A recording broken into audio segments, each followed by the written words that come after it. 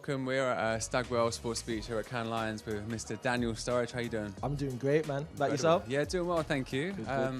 How's it all going? How's the week so far been at Cannes? Week's been fantastic. Met so many great people, and it's an environment that I think a lot of people enjoy being in. It's my first time being here, and I love the vibe, man. It's a great energy. For sure. It's what would you say the highlight so far has been? I mean, I think just meeting new people, honestly. Obviously, there's a lot of events, a lot of music shows, and I've done a few chats and a few interviews, but I think for me, it's more so just meeting so many like-minded individuals in one space. I've not been in an environment like this before, and I feel like it feels right to be here. Do you know what I mean? And when you're taking that next chapter in your career, it's somewhere that you can enjoy and have different types of conversations, because in the football world, it's kind of like everyone's got the same type of vibe. Of course. We talk about the same things, but then when you're here, it enables you to kind of branch off a little bit, start having different types of conversations, banter's flowing, Yeah. And you got different cultures here as well, which is beautiful. Amazing. So I suppose on that topic, when you think of Daniel Sturridge as a player and a person, like when you are meeting people here, what do you want people to come away with when they meet you? Like, I think who do you stand for? You've had a very incredible career. You've done many things. You're obviously in the broadcasting game now. But if someone doesn't know you, for example, maybe from the American market or so, what do you want them to come away with? I'd say I'm a creative, entertaining character, someone who's authentic. I try to stay true and real to myself, which is important. And I wanna be somebody that can help others thrive. I like to collaborate with people. I like to bring the energy to the room, bit of banter, bit of vibes. I've seen you on the broadcasting. Yeah, you know what it is. Always bring. You know what it is, player. So yeah, that's my vibe. Really, I like to make people smile. There's a lot of things going on around the world that there's a lot of sad faces, and it's important that we get together and everybody's smiling and trying to enjoy, because we get one life, man. So I always take the approach of wanting to entertain, make people feel happy, and that's how I feel about life. I try to approach it in a way that I want my energy to be received in the right way. I want to be somebody who people want to be around and can converse and have a good chats with. But all in all, man, this life's to be lived. It's important that we let go of all the things that annoy us and try and focus ourselves, on what our goals are and what we're trying to achieve in life, because it's important, man. As I said before, we only get one of these. For sure. I suppose, obviously you've had an incredible career as a footballer, but when that traditional career ends, like what would you say your main purpose and the mission is now? I know you're in the broadcasting space, but what would you love to step into? I think a lot of your colleagues will go into making sure there's access to people and kids perhaps that don't have access to sports. Like, have you got a mission or a foundation yourself? No specific foundation. I had Sturridge Foundation, which I still of course make donations and whatnot. But in terms of a purpose, it's literally to give people opportunities. I've just built a production company which we're going to be launching very soon. So there'll be productions that will be coming out, and I want to give people opportunities, new talent. I think everything's evolving, with how media is now, culturally. Technology is evolving as well with AI and different things. So I want to bring, entertainment to not just the sports world, but outside of that. And help people to be the best versions of themselves in any way I can, whether that's working with them or whether that's helping in any way I can. But this is an amazing experience to be here and catch a vibe with not just yourself but everybody here, man. It's nice. You really feel it, like the energy is so different than whether you're spending time in the big cities in the UK or the big cities in the States.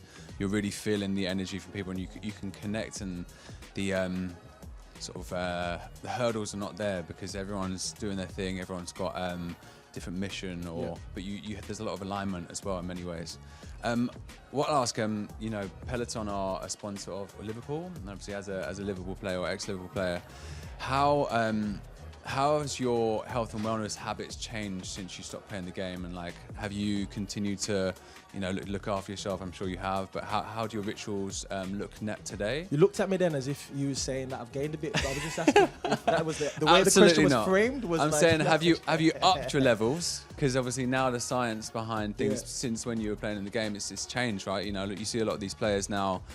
You look at Haaland, he's got like the glasses on, he's going. So now you're saying that I didn't prepare right in the past. I'm saying no, it's okay. You perfected it. No, it's okay. In the day, you were at the top of the game at the time, but the information wasn't there, right? In the same way. Yeah, totally agree. I think things have evolved. Yeah. Players now we'd like to hope that they'll have prolonged careers because of the technology that's out there now, and there's new things for people to try. So for me now, of course, I'll get my training in when I can. I drink more wine now than I ever used to. Hydration's key. Yeah. So a little cheeky glass of red every now and again won't hurt. But more importantly, staying locked in mentally. The mental fitness, I think, at this point in my life is important, not just the physical. Because the game I'm in now, you got to stay sharp. You got to be focused, engaged, and have the energy to do that. So it's always about sleeping well. Get a lot of studying that I've got to do when I point to the mental fitness of it. It's a lot of studying, a lot of preparation that I put into the shows. Many days before, I'll always try and make sure that I'm doing everything I possibly can. And then from the fitness perspective, again, just getting my runs in, getting my bike sessions in when I can, doing a bit of lifting here and there. Not as locked in as I used to be. Of course, I'd be lying if I said I was. It's a bit of a competitive space, though. Right? Rio's really into his fitness, and some of the other guys are. But is it a bit of a mix in the broadcasting space? I think everybody's entitled to do what they want. For sure. You gave your blood, sweat, and tears to a sport. So however you feel, you want to live your life. Now you've earned it. For me, I think everyone will go through a period of time where they let themselves go a little bit, might have a little cake every now and again, a little bit of chocolate, get what I'm saying? Get the snacks out the way. Then after that period when you had that realization of, okay, this is over now, like it's okay, what's next? Then you've got to find a new focus. I think that's one thing when it comes to not playing the game that you've given your life to. You've got to find a new purpose, a new thing that you're locked in on and focused on, because as an athlete, you're very much focused on the task at hand, and that might be, hey, winning a trophy, or that might be personal goals, or whatever it may be. When you come out of that now and you're talking about the investment space, you're talking about technology, you're talking about television, you're talking about, whatever it is that you're into, the fashion world, the arts world, music, you've got to then lock in again. Yeah. And change your mindset. You can't be the exact same person you used to be, because it might not apply specifically to what you're doing next. It might be something that you've got to kind of tweak your personality a little bit, or tweak the way your routine, because you've got to be a new person. I love that. And what would you say, obviously away from the sports space, are some of your main passions? Like, I mean, Cannes Lions is one of those places where there's a mix of people from all different industries. Like, I interviewed one of the NBA stars, Norman Powell, and he's just about to walk on the Paris Fashion Week. Do you have any interests in terms of like which industries you're interested in, or what would you say your go-to? Fashion. I've got a passion for fashion. The arts world, I love my art. Music's always been a passion of mine. I got a little bit of I'm not gonna say I got a little voice on me, but there we go. What's your style? I can be a little bit husky. It depends on the mood I'm in. Okay. Maybe if we ever do karaoke together, you might see the vibe. Let's do it. Of course, the television space, the content space, creating new IP, and wanting to delve into that world a lot more now. But I'd say, as I said, music, fashion, wine, of course, as well is a thing. I like to go to vineyards and experience new things. But yeah, I like to learn new things too. I don't like to pigeonhole myself. It's important to be open to try new things, because as we get older, it's like, some of the things when I played I potentially couldn't have done because I was playing. So you can't ride a jet ski, for argument's sake, whatever it may be. But as you retire, you've got free time, and you've got the license to do whatever you want to do. So I like to try new things as well.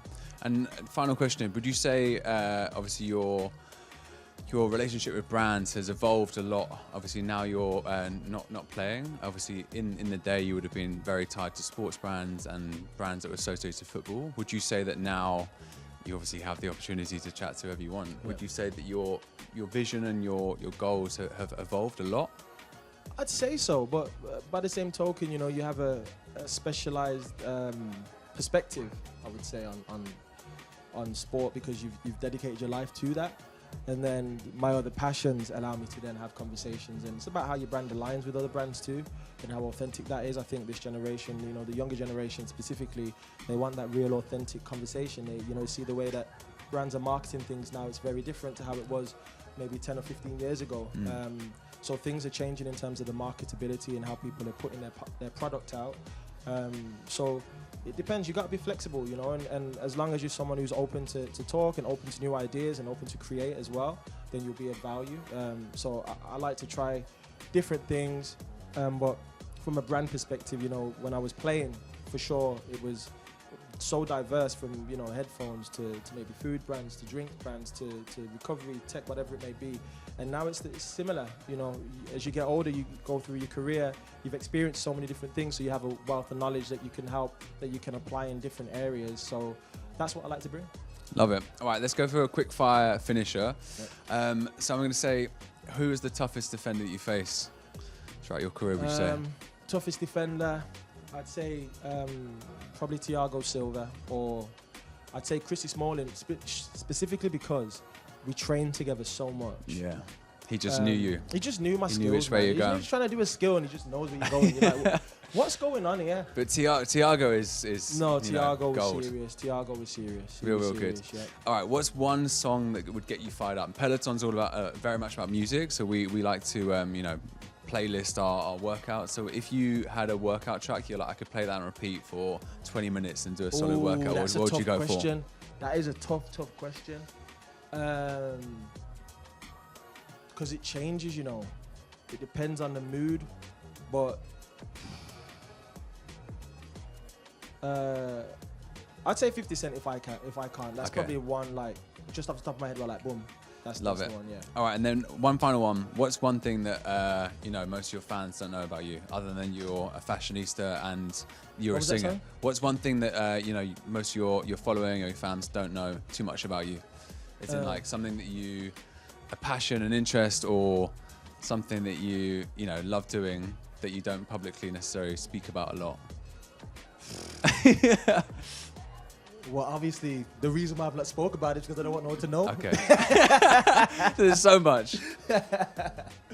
But yeah, I don't know. I don't know if I have anything. Do you want me to change question?